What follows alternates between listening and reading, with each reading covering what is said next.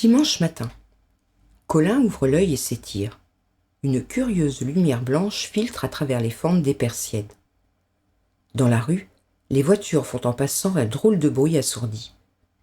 Au contraire, on dirait que les voix résonnent plus fort que d'habitude. On entend des bruits de pelle. Colin se lève d'un bond. Il court à la fenêtre et pousse les persiennes avec fracas.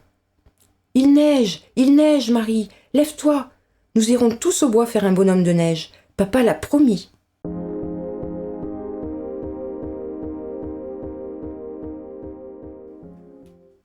Papa, Colin et Marie ont fait un énorme tas de neige. Ils lui ont donné la forme d'un bonhomme et maintenant ils regardent leur travail tout contents. Ils ont bien chaud, ils ont les joues rouges. Le bonhomme est superbe. Ils se mettent à tourner autour de lui en chantant. Chacun à son tour invente une chanson. Papa. Bonhomme, mon bonhomme, remue ton corps de neige, donne-nous donc la main pour danser avec nous. Marie. Bonhomme, ami bonhomme, si tu savais marcher, comme marchent les hommes, on irait se promener. Colin. Bonjour, monsieur bonhomme, nous t'invitons bonhomme, prends tes jambes à ton cou et viens vite avec nous.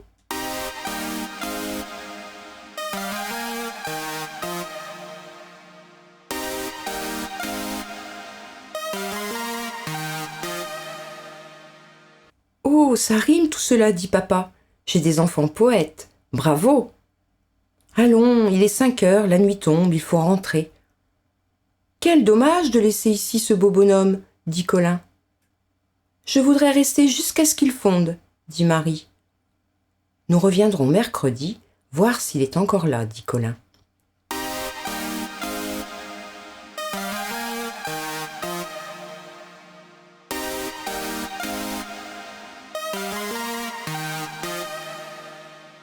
Papa et maman doivent aller chez des amis ce soir. Colin et Marie sont très fiers car ils vont dîner et passer la soirée tout seuls. Surtout, dit maman en les embrassant, n'ouvrez la porte à personne et ne vous couchez pas plus tard que 9h30. C'est promis, disent Colin et Marie.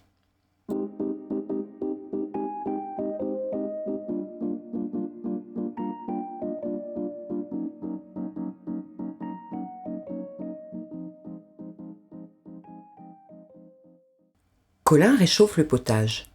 Il ne faudra pas oublier de bien refermer le gaz. La soupe est bonne. Et Bidule le chat apprécie sa pâtée. Comme il faisait la vaisselle, Colin et Marie ont entendu sonner à la porte.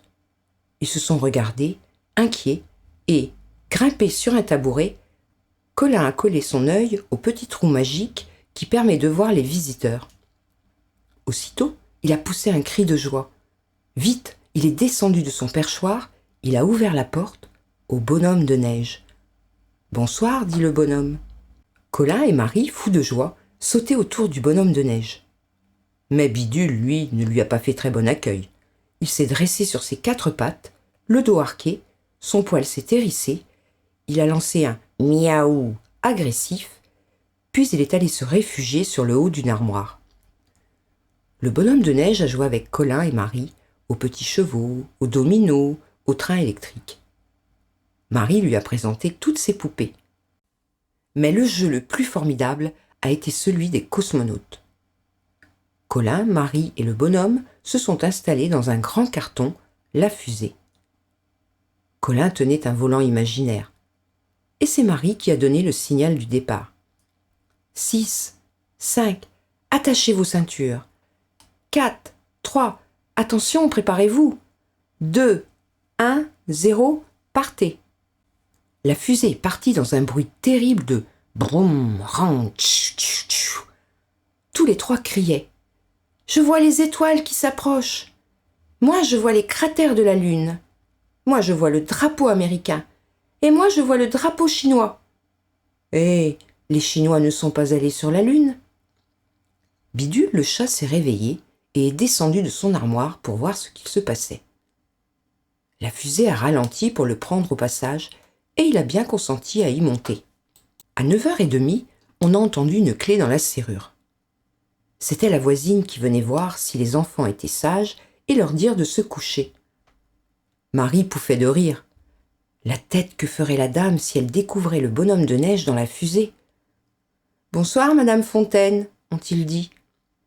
Nous allons nous coucher. Nous ne ferons plus de bruit. » Et la voisine ne se douta de rien. Après le départ de Madame Fontaine, Colin et Marie se sont préparés à se coucher. « Je vais te faire un lit par terre, bonhomme, avec des coussins et des couvertures. »« Oh non, dit le bonhomme de neige, je trouve qu'il fait trop chaud ici. Il me semble que je fonds déjà un peu. Je ne voudrais pas mouiller le tapis ou le plancher. Je préfère coucher à la cuisine. Directement sur le carrelage, je serais bien plus à l'aise. »« Mais moi je trouve que tu es froid, dit Marie en l'embrassant. Bonsoir, dors bien. »